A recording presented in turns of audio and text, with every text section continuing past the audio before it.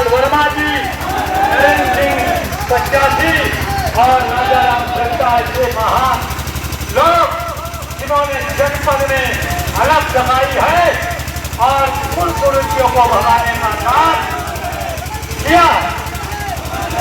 साथियों, ज्यादा टाइम न ले, अनुरोध सिंह जी और आए, तब तक मैं चाहूंगा। विश्व में विचार ही राज करते हैं और ये सर्वदा सत्य है। आज भी एक विचार है जिसको हम यहां याद कर रहे हैं और एक विचार है जो हम पर राज कर रहा है। लड़ाई भी विचारों से है। मानवता की जो लड़ाई है, जो हमारे महापुरुषों की लड़ाई है, तथागत गौतम बुद्ध से लेकर के कटिए में फंसाए गए और बलवान का बाल न बाका भया, बलहीन सदा तड़पाए गए, बलहीन सदा तड़पाए गए। जानते हैं क्यों? बलहीन कौन है और बलवान कौन है, इस बात का अर्थ पता है आपको? बलवान उसे कहते हैं जो शिक्षित होता है, संगठित होता है और संघर्ष करता है, वही बलवान होता है। और बलहीन कौन है? ओबीसी समाज। बलहीन का उदाहरण देना है तो ओबीसी समाज से बढ़िया उदाहरण नहीं है।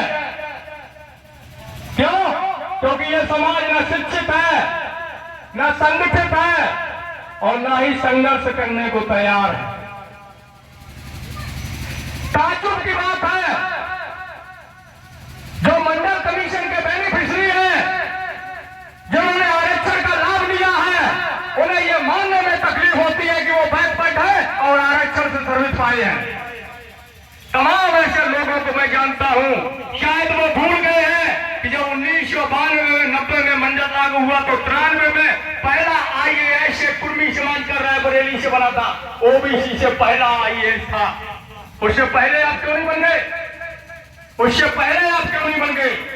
तो आज पेरियार ललन सिंह की बात होती है तो उनके ही सहयोगी, उनके साथी बाबू जगदेव प्रसाद कुशवाहा की भी बात होगी। बाबू जगदेव प्रसाद कुशवाहा ने कहा था, ये मेरे बहुजन समाज के लोगों, अगर तुम्हारे घर में तुम्हारे बेटे की लाश रखी हो, तुम्हारे घर में तुम्हारे बेटे की लाश रखी हो और पड़ोसी के घर में ब्राह्मणवाद के खिलाफ जो है प्रसंग चल रहा हो, प्रवचन चल रहा हो, बैठक चल रही हो, तो पहले जाकर के ब्राह्मणवाद के खिलाफ उस बैठक में भाग लो, उसके बाद बेटे का क्रियाक्रम करो। ये बाबू जगदेव प्रसाद कुशवाहा के वचन थे। बाबू जगदेव प्रसाद कुशवाहा जिन्होंने कहा था मेरी पहली पीढ़ी के लोग मारे जाएंगे, दूसरी पीढ़ी के लोग जेल जाएंगे और तीसरी पीढ़ी के लोग राज करेंगे। बाबू जगदेव प्रसाद कुशवाहा जब कोटा में इसी तरह एक जनसभा को संबोधित कर रहे थे तो एक उच्च जातीय अधिकारी ने उनके गर्दन पर गोली मार दी और उनकी हत्या कर दी। पता है, उस महानायक को घसीटते हुए थाने ले जाया गया। उनको जब प्यास लगी, उन्होंने पानी मांगा तो एक ऐसी समुदाय की हमारी बहन जब उनको पानी पिलाने गई तो उसको लात मार के भगा दिया और बिलखते हुए, प्यास से तड़पते हुए हमारे महानायक ने अपनी कुर्बानी दी। उस शहादत को जाया मत जाने देना मेरे नौजवान साथियों। ये याद रखना कि इतिहास दोहराता है। अगर वो शहादत जाया गई तो फिर इतिहास दोहराएगा, फिर आपके वही पुराने दिन आएंगे जिससे लड़ करके, जिन परिस्थितियों में संघर्ष करके हमारे महानायकों ने हमें यहां तक लाया। बाबा साहब डॉक्टर भीमराव अम्बेडकर ने कहा था कि हे मेरे समाज के लोगों, इस कारबा को मैं बड़े संघर्ष से यहाँ तक लाया हूँ और ये कारबा जहाँ तक मैं लाया हूँ, अगर इसको यहाँ से आगे ना ले जा सको तो इसको पीछे मत जाने देना, यही थामे रहना।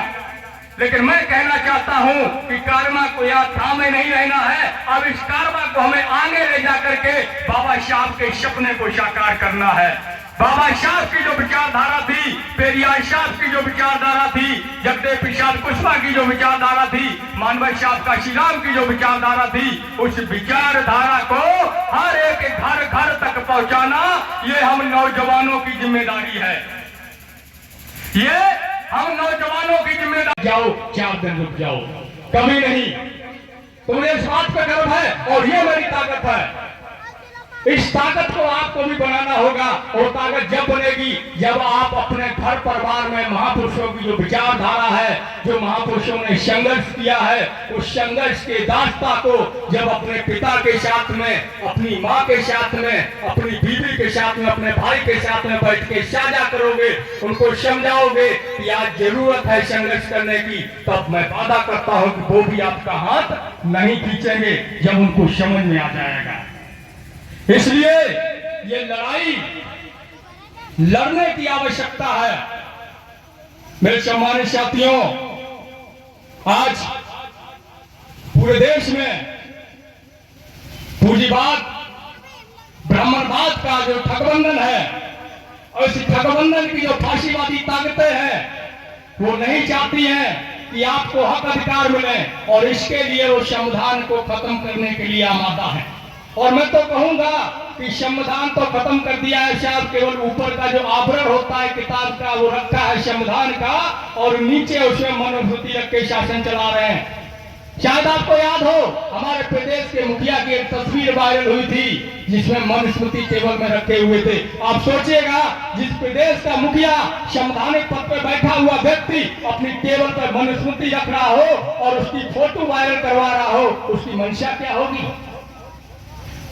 उसकी मंशा क्या होगी हमारे प्रति? इस शोषित वंचित किसान, कमेरा, मजदूर, हरवा चरवा समाज के लिए। मेरे समाज के साथियों, इन मनवादियों ने, इन ब्राह्मणवादियों ने तमाम साजिशें की आपको हक वंचित रखने के लिए।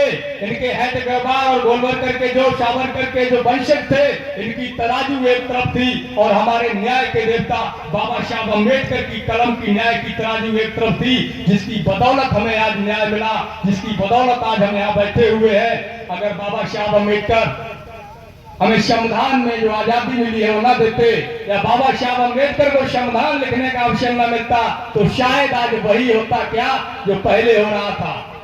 पहले क्या होता था, यही का काम है तो वो भैंसी चराएगा और दूध बेचेगा। जो बड़ व्यवस्था की व्यवस्था है, उस व्यवस्था का संपूर्ण इलाज कैसे होगा? भाई, जब आप डॉक्टर के पास जाते हैं तो डॉक्टर पहला काम क्या करता है? अगर आप एक बार दवा दी उसमें ठीक नहीं हुए तो पहला काम क्या करता है कि जाओ भैया टेस्ट करा के लाओ, 2-4 चेकअप लिख देता है। उसके बाद उसके अनुसार आपका ट्रीटमेंट शुरू होता है। तो ट्रीटमेंट करने से पहले चेकअप करना होगा, और वो चेकअप क्या है?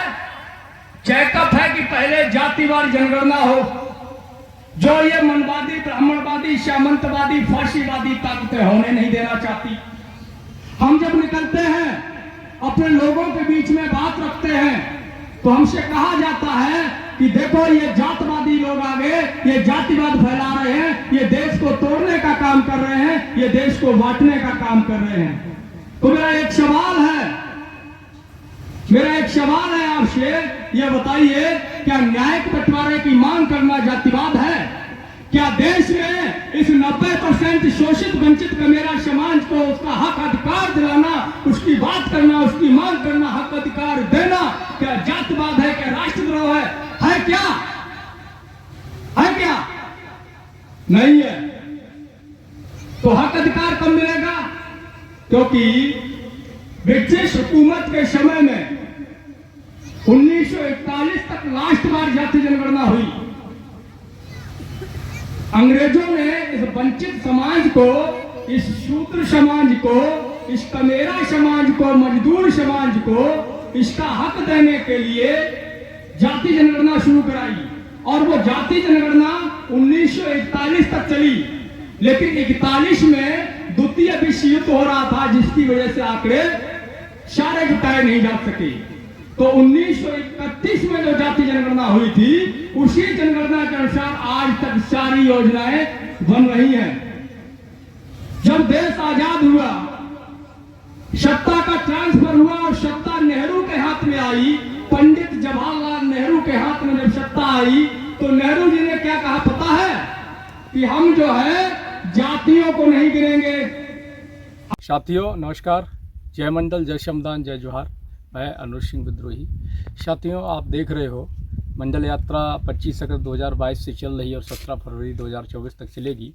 जातिवार जनगणना को लेकर, मंडल कमीशन की सिफारिशों को लागू करवाने को लेकर, जनसंख्या के अनुपात में आरक्षण की मांग को लेकर के, और 17 फरवरी 2024 से स्थायी आंदोलन की शुरुआत होगी। दोस्तों, इस यात्रा के जरिए आंदोलन का निर्माण करने के लिए हमें आपके साथ की ज़रूरत है और सहयोग की ज़रूरत है। आप सभी से अपील है कि आप सभी इस यात्रा को चलाने के लिए आर्थिक सहयोग करें। यात्रा के जो वीडियोज़ हैं उनको अधिक से अधिक शेयर करें और हमारे इस यूट्यूब चैनल को सब्सक्राइब कर लें, बेल आइकन को प्रेस करें ताकि आपको नोटिफिकेशन मिलता रहे और अधिक से अधिक लोगों तक इस सूचना को पहुंचाएं। अपना कोई मीडिया नहीं है, अपना कोई तंत्र नहीं है। हम लोगों को अपनी लड़ाई, अपनी सूचनाएं खुद ही प्रसारित करनी, खुद ही लड़ाई को खड़ा करना है। शुक्रिया। जय मंडल, जय श्रमदान।